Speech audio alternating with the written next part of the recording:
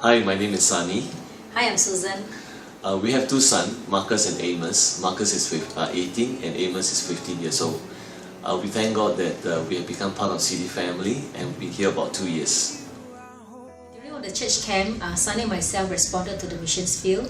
So in the year 2001, my sons Marcus and Amos and ourselves moved to the Philippines. At the end of 4 years, it was really out of desperation to find the right school for Marcus. After that onwards, we saw how God supernaturally provided us with finances as well as the right curriculum to open our first school in the year 2006. After we started the school, we realized that it was not an easy task to handle the children. We began to seek the Lord's face and ask God how we could see lives transformed. And what we did was that we gathered a few students and we began to have worship services, overnight worship services every Saturday night. Later, we began to see God supernaturally appear before us as if like there were angelic visitations, there were goldas, there were writing in tongues, there were spiritual weapons in our hands. And most amazing is that we saw how the children's life were transformed because God was so real to them.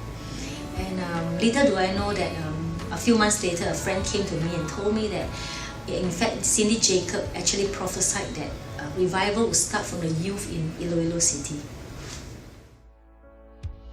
In June 2009, I came back to Singapore for a 2 weeks vacation. I was really shocked to discover that I had stage 4 breast cancer that spreads to the bone. And I thought it was the end of the mission field. Susan was bedridden for 3 months and we knew in our heart that it was not the end of our mission in the Philippines. So in 2009 December, God supernaturally healed Susan from cancer, and it was at that time that God laid upon our heart the unfinished work in the Philippines. God supernaturally provided finances for us to start our second school in Iloilo City. The unfinished work continues with the help of the school parents, and finally we started our second school in the year of 2010. The space that we rented is a small house, and due to space constraints, we only have limited students. Through divine connection, a businessman in Iloilo donated a piece of land and offered to build a school. And we started raising funds, and finally we were able to start the school constructions. Together with you and the city, we believe that God will provide us with enough funds to complete the school project by July 2013. We pray that you will be a part of what God is doing in the Philippines.